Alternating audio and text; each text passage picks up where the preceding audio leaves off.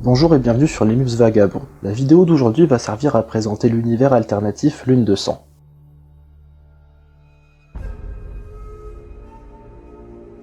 Il existe deux instances de la Lune de Sang. La première se trouve dans l'univers principal, où il s'agit d'une fête ionienne.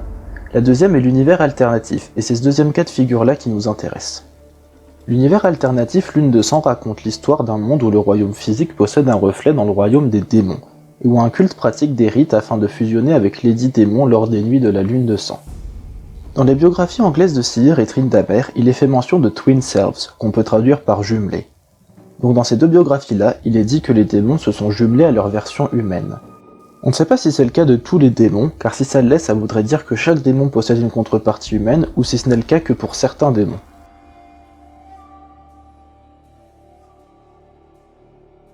Les prêtresses de la Lune de Sang suivent leur propre chemin, loin du culte, poursuivant les murmures de leurs démons.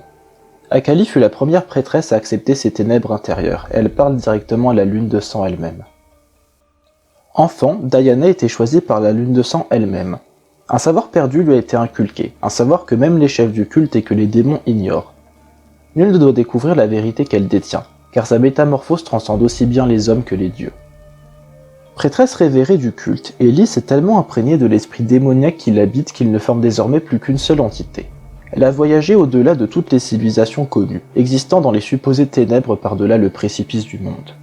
Mage maniant l'encre, assassin redoutable, maître des cérémonies, djinn et toutes ces choses et bien plus encore. Son savoir encyclopédique sur des rituels sans terre fortifie les invocations infernales de la Lune de Sang.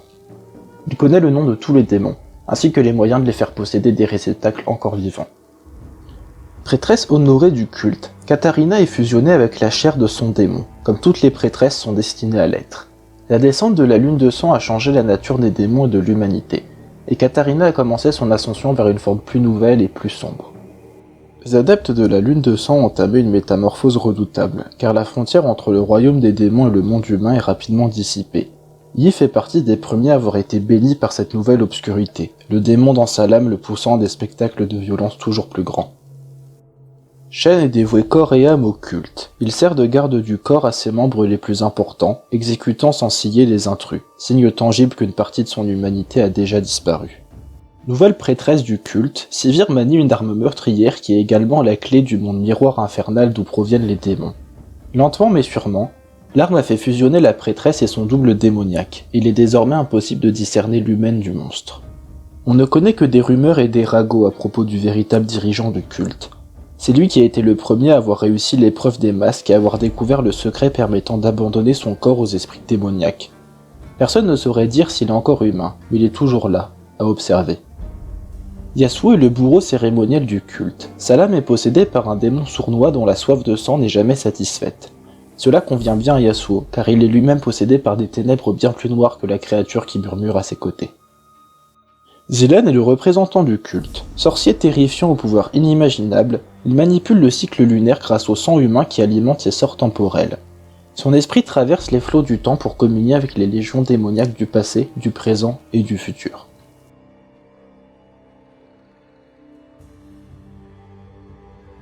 Les antiques manuscrits retraçant son orbite décrivent la Lune de Sang non pas comme un phénomène céleste, mais comme une matrice cosmique. Alors que les saisons se succèdent de plus en plus vite et que les activités du culte s'intensifient, certains craignent que la Lune de Sang ne donne naissance à une nouvelle sorte de démon, progéniteur de tous les autres, capable de consumer le monde entier. Séduisants démons invoqués lors de la nuit de la Lune de Sang, et viennent visiter des villages isolés, courtisant leurs habitants jusqu'à ce qu'ils tombent éperdument amoureux d'elles. Ces pauvres âmes périront une par une, leur cœur battant arraché de leur poitrine. Démon de la vengeance invoqué lors d'une nuit de Lune de Sang, Kalista n'a d'obsession que d'éliminer les traîtres et elle punit même la plus banale des tromperies. Elle empale ses victimes au mur de leur maison, en guise d'avertissement pour tous les autres. Démon régicide invoqué lors d'une nuit de Lune de Sang, Kaden n'a de cesse que de massacrer ceux qui règnent et d'éliminer tous les membres de leur lignée. Il se montre impitoyable, traversant en un clin d'œil même les forteresses les mieux protégées. Pike est un harponneur démoniaque qui rôde dans les ténèbres du monde miroir de la Lune de Sang, lançant sa lame crochue à travers la nuit infinie pour attirer les démons et les précipiter dans leurs hôtes humains. Inexorablement lié à la Lune de Sang, sa soudaine apparition à Ionia est un funeste présage. Démon anarchique invoqué lors d'une nuit de Lune de Sang, Talon était autrefois un assassin humain ayant abandonné son corps pendant un rituel de possession. Il tue désormais sans distinction, se repaissant de la terreur qui remplit les yeux de ses victimes. Démon invoqué lors d'une nuit de lune de sang, Thresh ressent un besoin insatiable de torturer et de tuer. Alimenté par les milliers d'esprits vengeurs que contient sa lanterne, il laisse dans son sillage des villages entiers massacrés, et dont le sang souillera la terre pour encore des décennies. Le démon Tryndamere a pleinement pris le contrôle de son corps humain, et utilise sa force inhumaine pour tailler des plaies béantes dans le voile entre les royaumes humains et démoniaques. Pouvant se relever de blessures considérées comme mortelles même pour d'autres démons, il est d'une rage inarrêtable et insatiable, et sait voir tout être consumé par la lune de sang.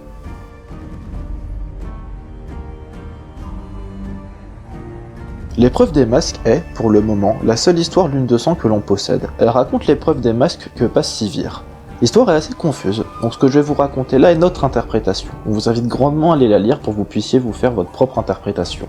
Le lien de l'histoire est dans la description.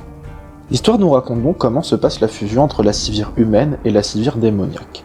Elle commence de manière banale, Sivir est assise chez elle, en train de boire une tasse de thé, puis tout autour d'elle commence à changer. L'anneau de son arme commence à s'élargir, laissant échapper une nuit infinie dans la pièce où se trouve Sivir.